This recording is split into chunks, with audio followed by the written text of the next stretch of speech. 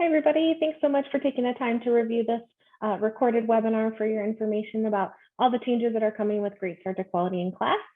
We're excited to share this information with you and answer some common questions that you might have as well. So let's do a little bit of a welcome and introduction so you know who's sharing this information with you today. So my name is Nicole Kretschmer, and I am with Great Start to Quality. I have been with Great Start to Quality for several years now, supporting both the validation and assessment processes. And so I'm excited to be able to share some information about this change with Great Start to Quality that we have coming up next year. And I have my colleague Jennifer here who can introduce herself. Hi everyone, Jennifer Roundtree here, Training and Technical Assistant Consultant with Great Start to Quality, Certified Class Trainer. I've been with Great Start to Quality since 2015. Happy to play the role as class trainer and share this information and join you all today for this webinar recording.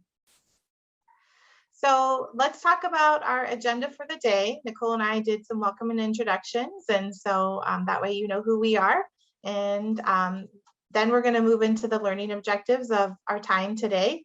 These were webinars that we provided in the past, so we're doing a recorded version for those of you that weren't able to make it or just want to watch again and learn some more about class and Great Start to Quality coming together. So on that note, we'll provide a brief class overview, just a little bit to provide some foundation about the class assessment tool. We will then talk about how class and Great Start to Quality are going to merge together. We will provide some Q&A with some frequently asked questions that we received in the webinars that we offered earlier, and some next steps for everyone. So let's dive into our learning objectives for today. I mentioned a brief overview of the class tool, just a little foundation. We will share with you why class is replacing PQA within Great Start to Quality, and talk a little bit about class and equity for all early childhood providers and programs. And then instead of asking questions, we're going to take the questions that you asked and provide an FAQ during this recorded version today. And finally, we want to leave you with some things, some resources and some next steps. And so we will share those with you and how you can talk to families in your care about the class tool as well. And of course, you're probably wondering when more training and more information about class is coming. So we will share our timeline, and we will share an updated timeline about Great Start to Quality 3.0. All right, so let's dive right into the timeline so that everybody knows what to expect with this change. So what's first important to note is that this change is not happening until next year. The fall of 2022 is when we anticipate that for Great Start to Quality, we will be switching to the class tool, along with other changes that we're making for Great Start to Quality. And so where we kind of fall in the timeline, this work started actually back in November of 2019. When a group of stakeholders was gathered. So that group is called the advisory committee, and they have been meeting to make recommendations, and that work is continuing to be ongoing. And so where we kind of fall in the timeline now, being in the middle of 2021, is that we're working on communication, such as trainings and webinars like this. We've done some piloting that you may have heard about, and that will be ongoing. And then also continuing to have training so that folks are prepared for this transition when we hit the fall of 2022. Awesome, thanks, Nicole. So let's talk about the class. Here we go. The class tool stands for Classroom Assessment Scoring Tool. And this system, and this was out of the University of Virginia. And so what the class really focuses on some main areas of focus, measure, and improve. And so what the focus does is the class really looks at the developmental age group of the children in that program or in classroom, and they focus on what's developmentally appropriate for those rich interactions between the teacher and children in that setting. And then the measure piece is when the tool is used itself through an observation cycle, which is typically a 20-minute cycle with a 10-minute coding, and then that cycle continues for at least 3 to 4 cycles, and that measures the complexity within that classroom and captures those interactions between the teacher and children in there. So that's the measure piece. And then the improve piece is where a coach or an administrator might use that score and the report from that observation and share that with the teacher or teachers in that classroom, or if it's a family child care setting, with that family child care provider. And then they would identify some areas of growth and areas of strength and how to improve on specific interactions that they want to focus on. So really what the class does is it provides the teacher with the how. It looks at really just daily interactions throughout the whole day, which we know that relationships are key for successful, high quality environments with children. And so the more we can come alongside and support a teacher with identifying areas that they feel empowered about and that they can pick and choose, whether it's proximity, relational climate, facilitated exploration with children, early language support, behavioral guidance, all of those pieces contribute to supporting rich back and forth interactions with children that help them feel safe and secure. And so we talk often about attachment with infants, but what we know with the class tool and the research shows is attachment needs to happen even beyond the infancy years. Children need to feel that they have a relationship with the caregivers in the classroom. They need to know that they're in a safe environment where they can grow and flourish. They need to feel engaged. So looking at that engagement piece and how that child care provider, educator is supporting those children in being active and intentional with engagement.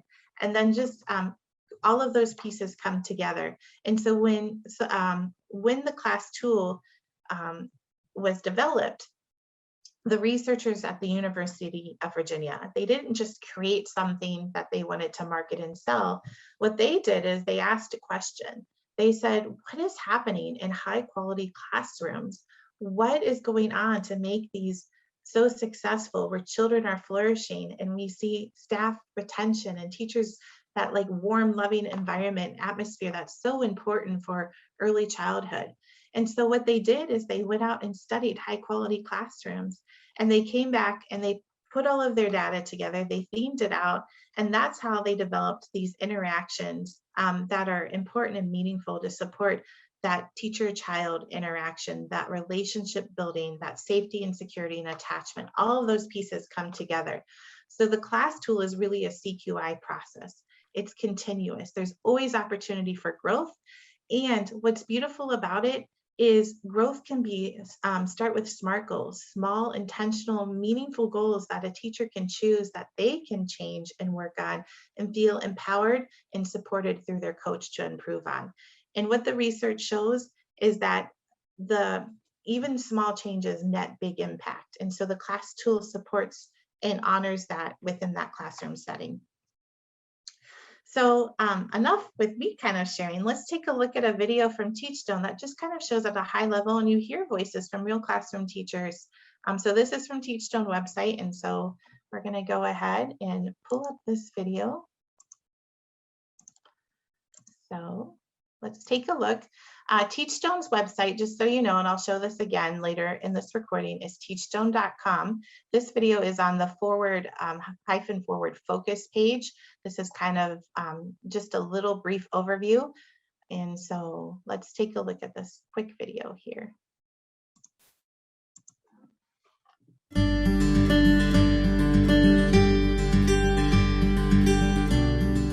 We learn in class that relationship between teacher and child is so important. A child who feels secure and comfortable in their classroom environment is the child that's going to learn. The ability to reach the children where they are, give them the desire to learn, make them feel successful. You have to have strategies to do that, and that's the thing of class, that it teaches effective strategies, helping them build those critical thinking skills and helping them make sense of the world as it relates to what they do, and that way they can actually utilize the information that they're learning. It makes it more relevant for them, more successful when they go on to elementary.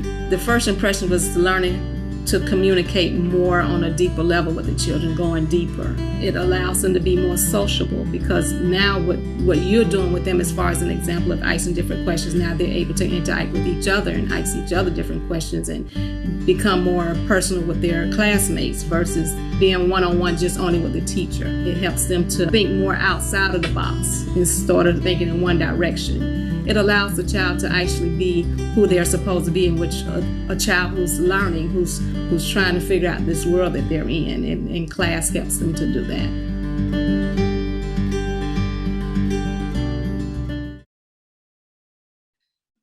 So I hope what you saw in that video were teachers that are engaged, interacting with children, smiling, that kind of enthusiasm, that feeling you get when you go into a classroom environment. It's like, yes, I want to stay here.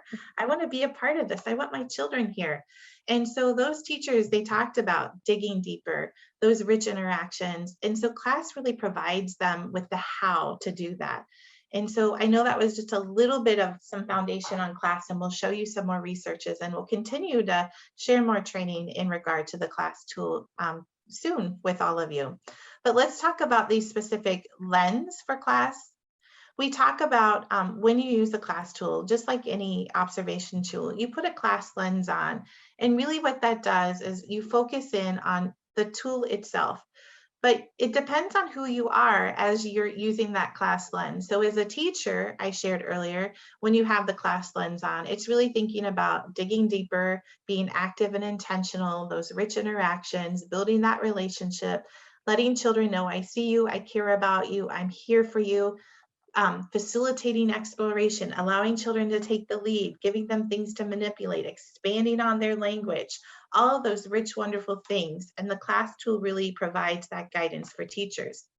Then if you are a coach and you have that class lens on, it really supports you in having that data to share and move forward with that coaching conversation where the teacher can then identify areas of that they want to work on and really create like a training plan. It helps identify professional development opportunities as a coach that would really come alongside and support that teacher and really help them feel like I am doing some really solid things. And also here are some areas that I can continue to grow on, and here are some resources to support. So that's how it looks as a coach. And then finally, as an observer, you come in and you are just focusing on the tool itself and capturing the complexity of that classroom environment. You are following it to fidelity. You are observing all of the dimensions, and that's a class term that we'll talk about, but really dimensions are looking at those behaviors and those interactions that are happening. And you keep that class lens on as an observer. And so those are sort of the three buckets when we talk about the class lens of the people that use it. And really all of this, again, as I said earlier, is part of a CQI process. So it starts with the observer coming in with that class lens, providing that data to the coach and to the teacher, and then the teacher and the coach coming together for that reflective conversation to identify areas of growth and opportunity in areas of strength, and just kind of go on this journey together and work on just really creating those rich, meaningful interactions with the children in their care. So a couple of resources to support you as we continue to talk about class. The first one I want to talk about is our Great Start to Quality website. We have a Class Will Replace PQA page, and I will show that to you in just 1 second. We encourage you to check this page at least weekly. This is where we will post any upcoming trainings, any current resources that we would like to share with you, so you don't have to go digging and finding things. These are things that our team really would love for you to dive in deeper and have in your toolbox as you learn and understand class. And remember, class is not going to be implemented for about a year yet. So you have plenty of time to learn it, and we are going to provide lots of support and opportunities for training and for you to ask questions. In fact, Nicole and I are going to spend time answering some of those questions you asked today, because we want you to feel empowered. We want you to feel like you have time to really understand and think about this. So it's kind of a gradual implementation. And so we're really being mindful with that piece. And then, of course, as I showed earlier, the Teachstone website, teachstone.com. It is full of, there's free webinars, free resources, ways to sign up for lots of things, that class toolkits, anything that you want. And one thing I want to say, I haven't talked a little bit because this is just a basic training, but the ages of class are important to think. So there's an infant class tool, there's a toddler, and there's a pre-K. It also goes all the way up to secondary, but here in Michigan, when we talk about Great Start to Quality, we're focusing on infant, which is up to 18 months, toddler, that starts at that 15-month window to 18 months window, and then pre-K at 3 years. And so really the class tool, the tool looks the same, no matter what the age group. It's just based off upon what is developmentally appropriate for that age group is how that tool captures that complexity in those interactions in the classroom. And there will be more training on those pieces for you. All right, so now that Jennifer shared that great overview of class, we're going to move into a little bit about class and grade start to quality. So how are we going to use that class tool for grade start to quality? But the first question that many have is, why class? Why are we making the switch from PQA to class? Well, there are several factors that went into this decision. The first is that class is a nationally recognized tool. So those of you who may be working with Head Start or have partnered with Head Start may be familiar that Head Start uses this tool in their pre-K classrooms and has also done some work with it in their infant toddler rooms as well, although it's not required. Additionally, there are, I believe the total right now, Jennifer, is 23 states that are currently using class as a part of their quality rating and improvement system. So it's definitely being used nationwide, and also class is a tool that's being used around the world as well. A second reason that we chose to transition to class is that it supports a variety of curricula and philosophies. So it's not tied to one specific approach in a classroom. It can be used on any program type, any philosophy, any curricula, because it really is based on those interactions. So regardless of the approach that they're taking, maybe the materials or the daily schedule or those types of things that are in the classroom, it's really focusing on those interactions regardless of those other pieces. A third reason is that Grade Start to Quality is currently using the PQA, and the maker of that tool, HighScope, has recently updated their tool to the PQA-R, or they recently communicated it's actually not going to be called the PQA-R, it will be called the Classroom Coach. But the Classroom Coach tool, they weren't able to provide any threshold scores for that tool. So as part of a quality rating and improvement system, we need some sort of threshold score in order to determine the level of quality that a program is providing. So class was able to share those threshold scores with us. So that was definitely a determining factor. And then another reason is really about class and equity. So Teachstone, the maker of the class tool, has done lots of research on equity and making sure that observations can be completed in a classroom consistently and provide that best practice for children regardless of the socioeconomic status, the race or ethnicity of the children or teachers. It really is an equitable tool. But another reason for class and equity is really that it focuses on the things that the teachers can control. So we know that there are a lot of things currently in PQA that we're using for Grade Start to Quality that teachers can't control. It looks at the environment and the materials, the layout of the program, and teachers can't control what the budget is often and what materials they can purchase. They can't control if they have enough space in their classroom. And so it really puts class allows the teachers to be able to have the responsibility for providing that quality care. All right, so if we move on to talk a little bit more about class and Grade Start to Quality, one of the things that we have here that we know that there are a lot of questions about are some things that are really yet to be determined. We are getting lots of questions about the number of observations. Will we still be doing 1/3 of the classrooms? What is the timeline and the scheduling going to look like? Is it still going to be on a 4-week window? How many blockout days are you going to offer? What are the threshold scores going to be? Those are all great questions that we want to continue to collect. So please continue to share them our way. And just know that those decisions are still being made.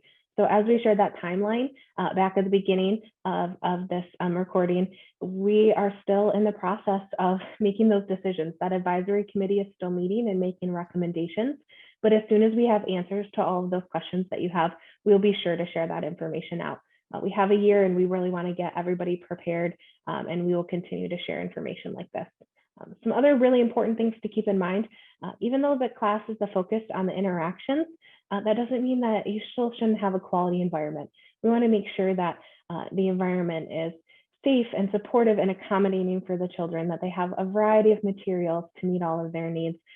So it's really important to maintain that quality environment as well as a quality routine. So it's important for classrooms to continue to have all those important parts of the day. We want to see children going outside. We want to see children having time for rest and for meals and for large and small group times. All of those things are very important. And those pieces, while they won't be measured by class and these changes for Grade Start to Quality, they certainly will still be measured through our indicators and through the process because we know it's an important measure. So something else we wanted to share was related to the pilot that we did with class and Great Start to Quality back in April. And we did a pilot on 13 programs. So we had a very limited time to do some initial piloting. It was just the month of April. So we were able to visit 13 different programs. We chose a variety of programs across the state. I think we had one from every resource center across the state, so one from all of our 10 regions. And then we also had some family child care providers, some centers, which included Montessori, cooperatives, faith-based programs. We had a big variety so that we could get some initial data in how we're using class for Great Start to Quality. And that data helped inform how we anticipate we'll be moving forward. So one of the things that we did in that pilot was 4 to 6 class cycles for each program or classroom that was selected. And we anticipate that that will be how we will be moving forward with Great Start to Quality. So what's important to note is that a cycle for class, it actually consists of a couple of different pieces. So in a cycle, a observer would come into the classroom or the family child care program and observe for 20 minutes, and then they would step out of the space and score for 10 minutes. And that observation and scoring piece completes the cycle. So a classroom would have 4 to 6 cycles, or a family child care would have 4 to 6 cycles. So if a cycle is approximately 30 minutes, then we're looking at a 2 to 3 hour-ish time frame, which we know is significantly less than our current observation model. And the final piece, while we're focusing on class today for this conversation, if you have school-age children in your program, if you have those out-of-school time classrooms, or if you're out-of-school time only program, you might be thinking, well, what about those school-agers? Jennifer mentioned infant, toddler, and pre-K, but what about those school-agers? So for Great Start to Quality, we anticipate that we will be using the SEL PQA, which is the Social Emotional Learning PQA, for those school-age classrooms for Great Start to Quality. And so we did pilot that on a few different programs back in April, and we will continue to share information and do some more piloting with that going forward as well. Thanks, Nicole, for that really in-depth overview and sharing all the updates of what we know at this point, recognizing that there's still a lot that we're figuring out, and we'll continue to share the information as we get it. So hopefully everyone finds that helpful, and just know that please continue to share your questions or your thoughts forward to us, and we will show you at the end of this recorded webinar on how to connect with us. So now is the time for some questions, and Nicole and I decided that we would take some of the frequently asked questions in the 3 webinars that we provided earlier and surface those here and respond. So I am going to start asking Nicole the questions that came in more. Nicole will be answering more about Great Start to Quality in class, merging together, and then I will answer some questions about the class tool itself. So Nicole, the first question that we have is, how long will the class observation be good for? Yeah, so like is currently true in our rating process for Great Start to Quality, is that the observation will be kind of valid for the time that the program's rating is valid. So once that rating expires, then the program would continue to come back through the process and have a new class. Of course, if a program wanted to make improvements or changes, we are all about quality improvement for Great Start to Quality. That's what the model is about. And so if you were to make changes and feel like your class your class scores would improve, you are certainly welcome to come back through that rating process and get that improvement measured through an observation. Awesome, thanks. You spoke to this a little bit earlier, but let's call it out for everyone to hear. How will the process for mixed group classrooms or family child care provided programs with the class tool look? Yeah, absolutely. That's a great question. And really for Great Start to Quality for class, the tools are the same regardless of the program type. So if it's a family child care or if it's a center, it's really based on the age groups of the children. So if we're talking specifically about those mixed classrooms, we would be using class for all of those age groups of the children that were present. So if it was an infant toddler combined classroom at a center, we would be using the infant class and the toddler class in that observation, and we would be doing 2 cycles of each of those tools. So we would do 2 cycles of infant and 2 cycles of toddler. So that way we could provide feedback to the teachers in the classroom about how their interactions are with both ages of children. The same would be true for a family child care program. Let's say they had infants, toddlers, and preschoolers. We would come in and do 2 cycles of infant, 2 cycles of toddler, and then 2 cycles of pre-K class. So 6 cycles total. So again, that provider would know how their interactions were with each age group of children. Thanks, Nicole. The next question, I'm going to ask the question and then just provide, there was a bit of information that was added. So will the observation cycles be required? Because when they have done the self-assessment in the past, they had the option to opt out of an observation. Yeah, absolutely. So the same will be true going forward. Programs will not have to have a class if they don't want to. That's certainly an important measure of quality, is to see what's happening in the classroom versus just the policies and procedures and those things in the program. But if programs don't want to move forward, they certainly won't have to. Exactly how that process will work and when programs would determine that they didn't want to go forward is still to be determined. But we definitely will not require it. But if programs want to reach that highest level of quality, like it's currently true in the process, to get to that highest level, class observation will be a part of that process. Awesome.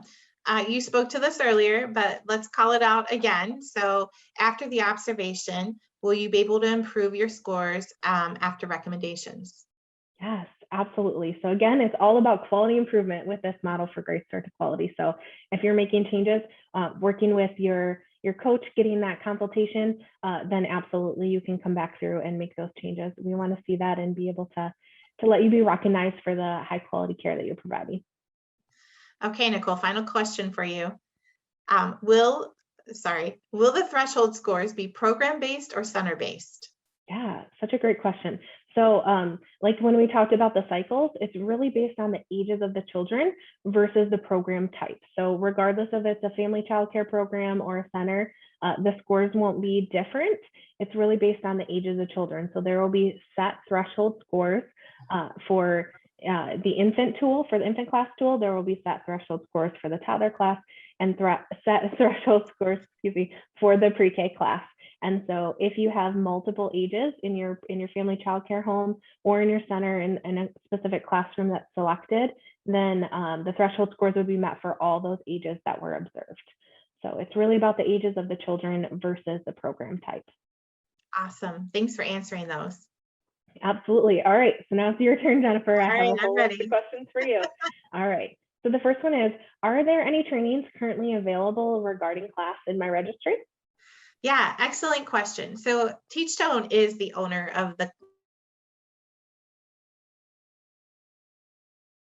class assessment. We're currently looking into putting their trainings within my registry. They recognize the need of being a part of our statewide registry system, and they are a part of other states' registry systems. So know that those conversations are happening, and we're working with them to kind of continue those conversations.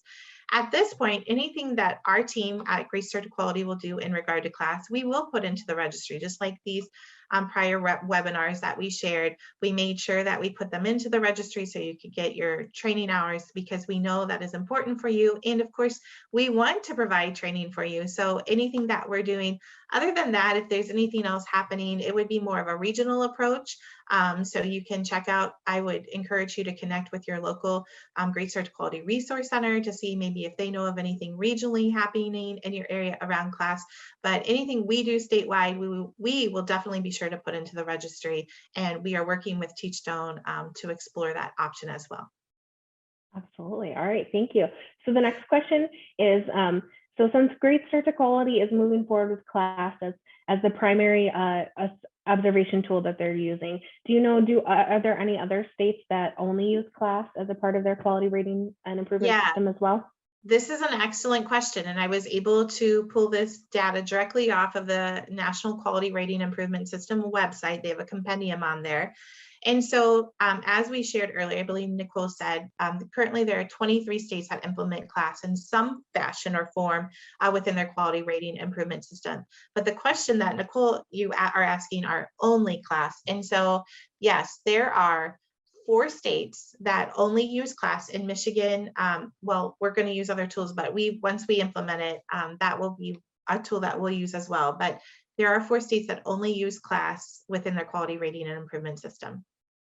Thanks, Jennifer. And we appreciate you doing that research too, because I'm sure others Yes. have the question.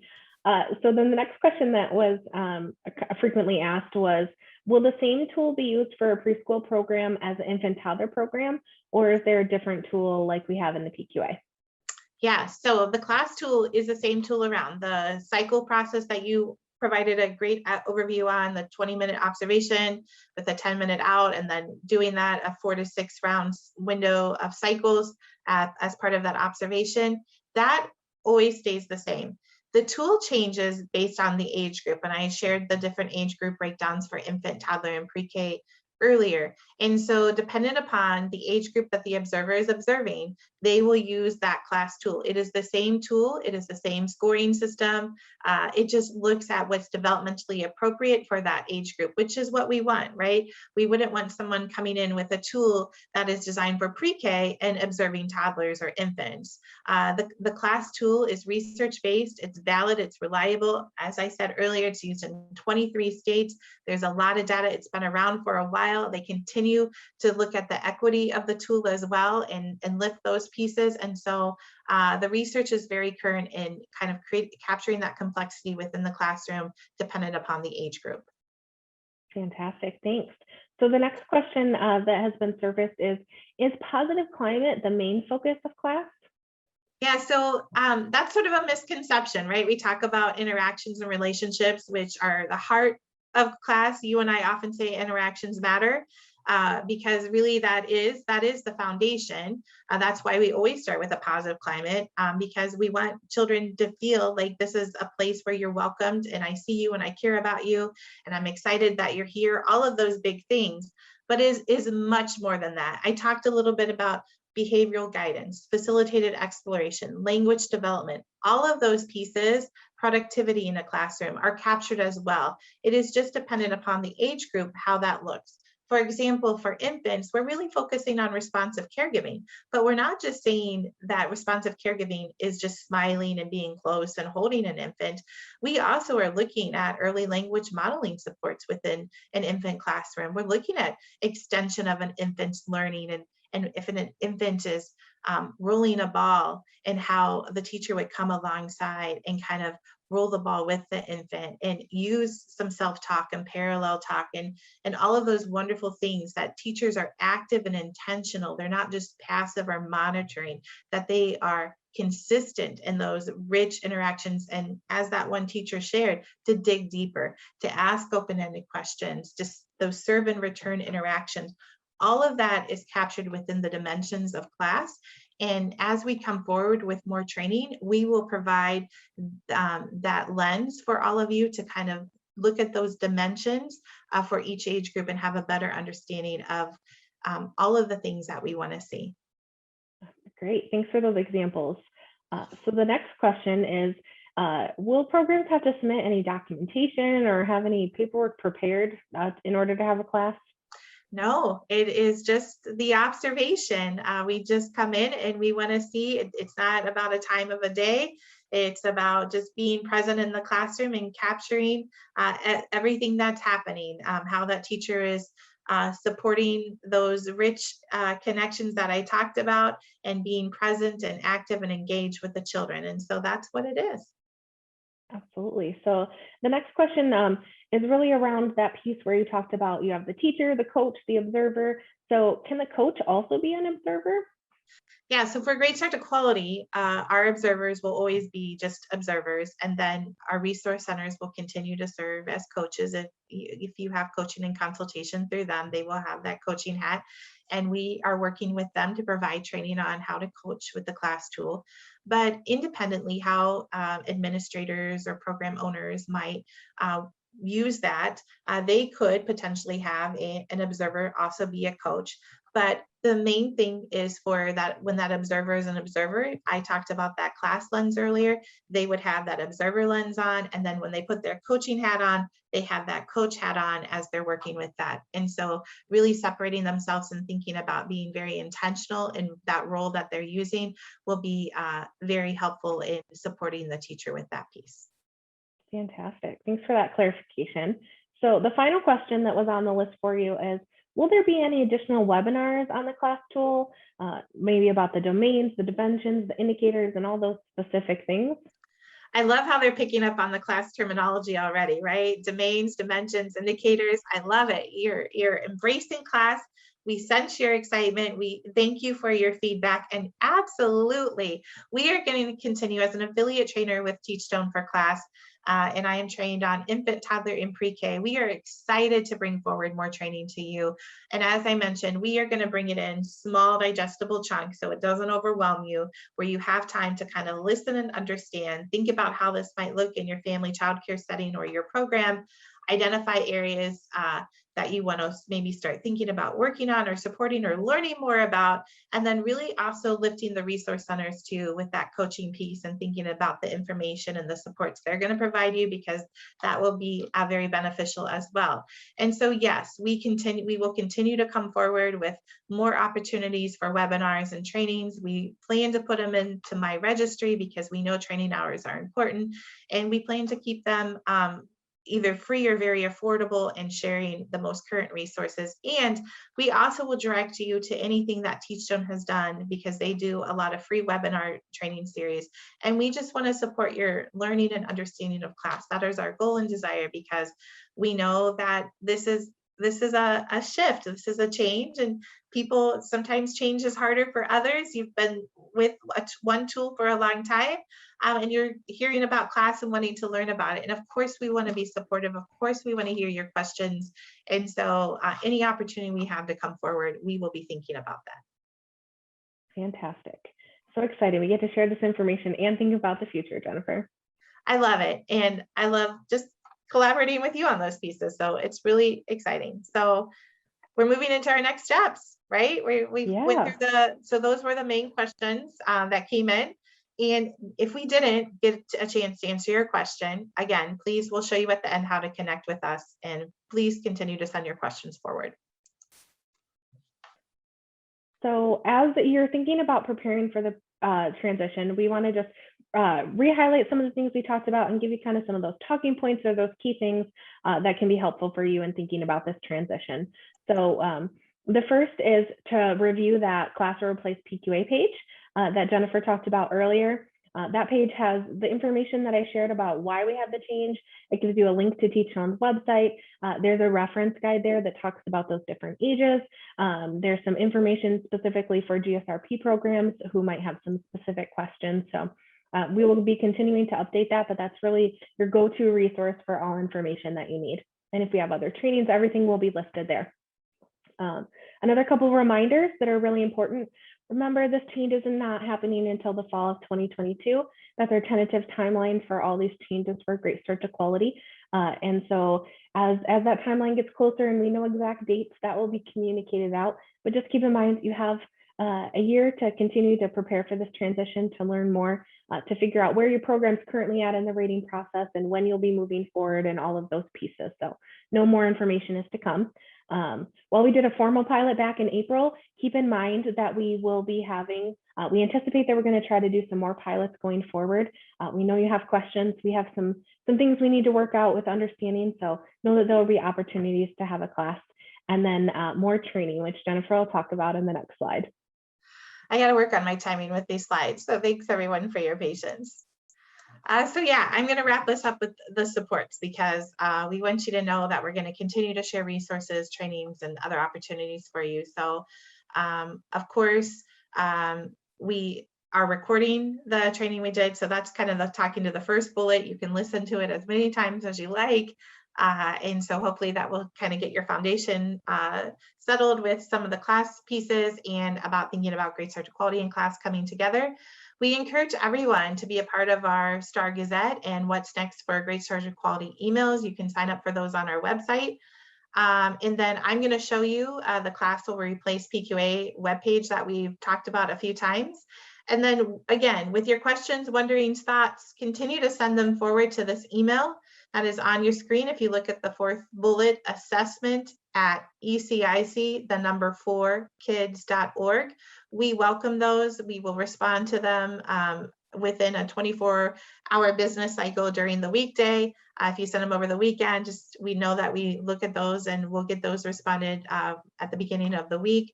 But please send forward anything that you're wondering or thinking about. We're happy to help direct you or answer the best we can. And just know there's a lot of things, as we shared, that are just unknown yet, that their conversations are happening about that as well. So let's take a look. I'm just gonna share the websites here that I was talking about for you. So this is our Great Start to Quality, greatstarttoquality.org website. It looks a little new. We've had an update Jennifer, on it. we can't see that website for Oh you. man, well, yes, thank you, Nicole. You definitely want to see this. Here's the greatstarttoquality.org website. It had a little facelift, so it looks a little different. But when you come to our landing page for that, you go to the what's next, and then you will come directly here. If you hover down to class will replace PQA, this is a direct link that you can click on. This is the page Nicole and I have been talking about, where we share any updates that we currently have. And there's that assessment at ECIC4kids.org email that you can just email us to. Also, you follow us on our Facebook page for updates or sign up for the listserv that I talked about. And then it will also take you directly to Teachstone's website. If you just click here, this is a free ebook about Y-Class. We encourage you to take a look at this. You can sign up and search Teachstone's website for any other free resources. I also want to show here, Teachstone just did a class for beginners, understanding the class journey and how to get started webinar. This is the recording. It's about an hour or so. Feel free to listen to that. There's other opportunities for trainings or other resources. If you click right here, you can go right to that ebook, but it also kind of highlights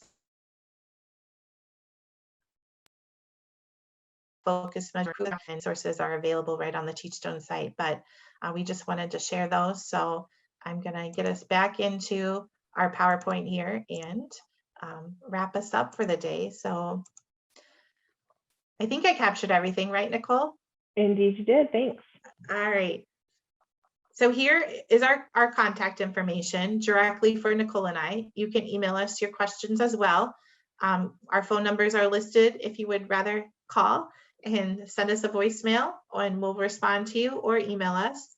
So we'll give you a second to write this down. And if you forget our emails or our numbers, remember that assessment at ECIC for Kids email too. Sometimes that's a little easier to remember and keep track of. Absolutely. And so, Nicole, I think we're to the end, right? We are. I think we shared a lot of information. I'm sure folks that are watching this are digesting and processing. So we're just grateful that you wanted to either hear this information again, or if you missed the trainings that you wanted to check it out. We really want you to feel prepared for this transition. And so we appreciate you taking the time out of your busy schedule, because we know you have a lot on your plates, and processing change can be hard. And so we appreciate you taking the time to do that. Yes, so thank you very much for joining us. We look forward to coming with more trainings soon. So be on the lookout for those and sign up for our listserv. Email us at assessment@ecic4kids.org or our personal emails, and we'll follow up with you. So have a great day, choose kindness, and continue being awesome, because we see all of you out there doing the best, and we sense your energy and your positivity, and we're really grateful for that. So thank you for loving on the kiddos here in Michigan. We appreciate the work you're doing, and we're excited to partner with all of you. So thanks so much. Thank you.